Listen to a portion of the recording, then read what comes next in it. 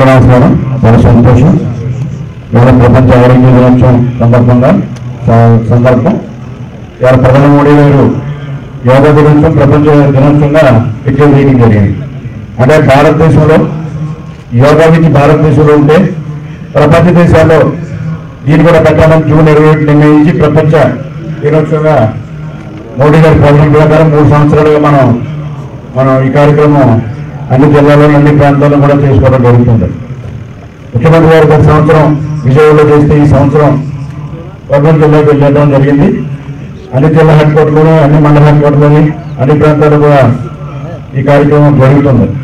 దీని ఇంపార్టెన్స్ అంతా మనం అందరూ తెలిసినప్పటికే యోగ విద్య మన పూర్వీకులు మనకు అందించిన విద్యది. దాని ద్వారా అందరూ కూడా ఆరోగ్యం మెరుగుపరుచుకునే విధంలో జీవనశైలి మెరుగుపరుచుకునే విధంలో మరి ఈ కార్యక్రమం ముందుకెళ్తుంది. చాలా మంది ఇప్పుడైతే అందరూ కూడా ఫాలో అవుతాం జరుగుతుంది యోగా కానీ మరి ఇవన్నీ కూడా ఫాలో అయ్యి జీవితాన్ని మెరుగుపరుచుకోవడానికి ఆరోగ్యాన్ని మెరుగుపరుచుకోవడానికి మరి ప్రతి ఒక్కరు కృషి చేస్తున్నారు. ఎందుకంటే మనకి ఆరోగ్యం ఉంటేనే మన భాగ్యం. ఆరోగ్యం లేకపోతే ఎంత ఆస్తి ఉన్నా ఎంత విద్య ఉన్నా అది ఉపకారం లేదు. ఇలా ప్రజలందరూ కూడా ఒత్తిడికి లోనవుతున్నారు. ఇలా షుగర్ వ్యాధితో కానీ బీపీ వ్యాధితో కూడా బాధపడుతున్నారు. ఇవన్నీ దూరం అవ్వాలంటే మనకి ఖచ్చితంగా యోగా చేయవలసిన అవసరం ఉంది. దీనికి ఇప్పటికే రూమ్స్ అన్ని కూడా ఇలా పెద్ద ఎత్తున ప్రపంచ దేశాలన్నింటిలో కూడా ఇది అమలుపరుస్తూ ముందుకు వెళ్తున్నారు.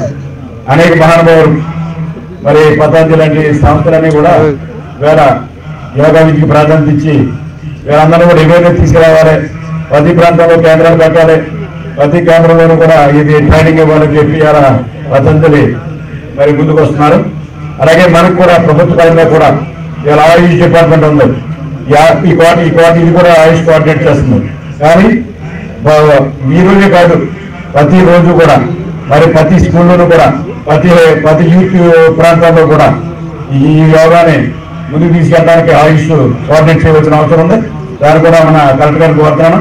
మరి ఆయుష్ని ఎంకరేజ్ చేసి మన ప్రతి ప్రాంతంలోనూ కూడా యోగాను ముందుకు చేయడానికి అన్ని కార్యక్రమాలు తీసుకోవాలని కోరుతూ మరి ప్రధానమంత్రి గారు మోడీ గారు ఒక మంచి ఆలోచనతో మరి దినోత్సవం పెట్టి అందరూ కూడా అనువాదం చేసి మరి ఆరోగ్యం మెరుగుపరిచే విధంగా మన ఆలోచనలు కూడా మెరుగుపడతాయని ఆరోగ్యమే కాదు ఆలోచనలు కూడా మెరుగుపడతాయని దానికి ప్రతి ఒక్కరు కూడా ఎక్సైట్ అవ్వాలి. ప్రతి ఒక్కరు ఇలా రోజు చేస్తే కాదు రోజు చేయాలి. ఇది కష్టమైన విద్య.